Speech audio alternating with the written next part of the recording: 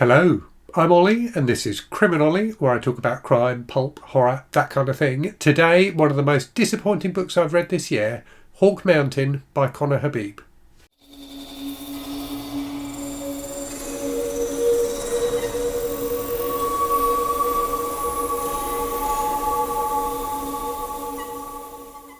So this is a book I went into with really, really high expectations, largely founded on the fact that a few people I know whose opinions I really, really respect absolutely love this book. You know, they gave it 5 stars, they raved about it. So I was really, really looking forward to reading it. And the blurb really appeals to me as well. So let me read you the blurb because it sounds incredibly enticing. So the blurb goes like this. When single father Todd NASCAR is spotted on the beach by an old enemy, his high school bully Jack Gates, he is prepared for a tense encounter. But Jack, who hasn't seen Todd in 15 years, is radiant and overjoyed to have run into him.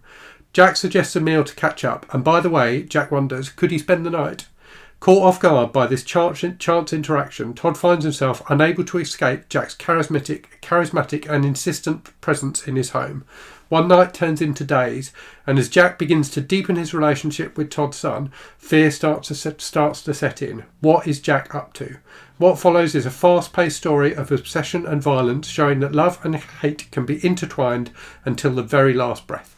And it's got blurbs from, great people as well. So, like Clive Barker, for example, said, Habib's debut novel is a bleak and dark adrenaline rush.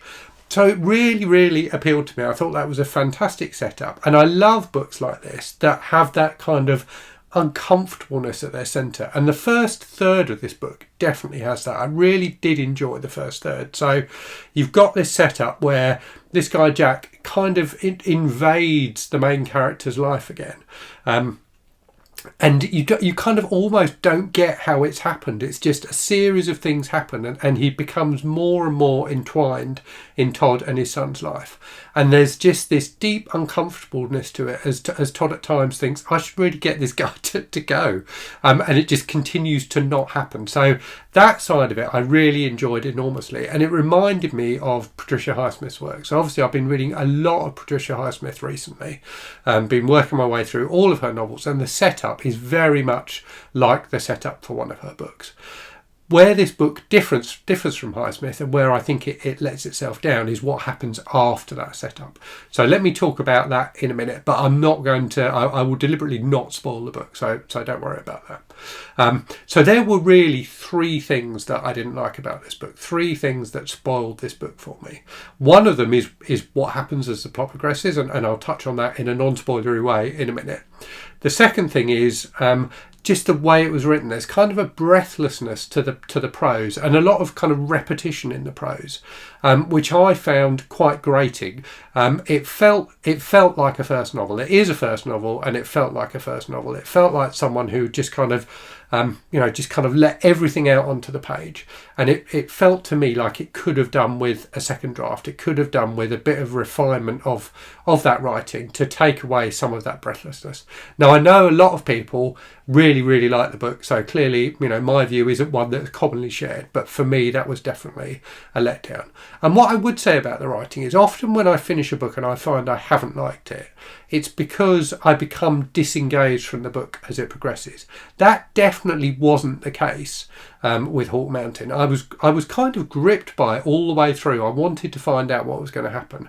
But at the same time, particularly through the middle section of the book, I found myself just wanting to get to the end. I needed to know what was going to happen, but I didn't enjoy the journey to get there, if that makes sense.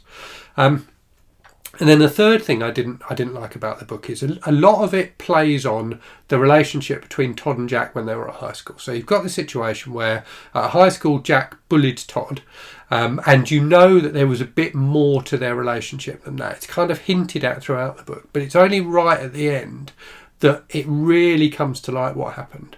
And I felt like Conner Habib deliberately obscured things from the reader as the plot was progressing. So you do get flashbacks to high school, as well as the kind of unravelling of the present day events. But I felt like he deliberately obscured too much of it, and it was kind of almost a little bit tricksy in the way that he did that. So that part of it I didn't appreciate either. So in terms of the overall structure of the book then and the way the plot progresses. So as I said, you've got this excellent first third, and I really did think it was excellent. I was really, really gripped by it, where Jack, gradually invades Todd's life and becomes more and more central to him, and befriends his son and things like that. And there's just this uncomfortable tenseness to all of that works really, really well, and as I said, reminded me of Highsmith. What then happens is there's something that happens at the end of that first act which changes things quite dramatically, and the whole of the second act of the book is about the fallout of those events basically, and then in the final act things kind of get back to normal almost a bit, and the story starts feeling like it's progressing again and wraps up again. And my problem is really mostly with that central third of the book, which just felt really overdone to me. And it felt like something that, to go back to Patricia Highsmith, I think she would have covered off that middle third of the book in a couple of pages, a chapter at most. Whereas Conner Habib really, really lingers on it to an extent that I found quite tiring. And I really didn't enjoy reading that middle section. Now, I'm not going to tell you what happens. If you've read the book, you will know exactly what I'm talking about. But for me, that was the thing that really ruined the book. The other two problems I had with it, I think I could have put up with. And I think overall I would have still enjoyed the book. But for me, it felt like such a slog to get through that middle section that by the end, when things, kind of do start revealing themselves again and the plot starts moving forward, I was, I was much less interested in what was going to happen. I still wanted to get to the end to find out what happens, and there's definitely suspense running throughout the book, but I was much less into it than I had been earlier on. So yes, those are my thoughts on Hawk Mountain. Overall, for me, it was very disappointing, but I know that loads of people really, really like it. So if that blurb appeals to you, you may still want to give it a try. Anyway, I will leave it there and say, as always, thank you very much for watching. Hope you're safe and well out there. Hope you're reading good stuff, and I'll speak to you again very soon. Cheerio.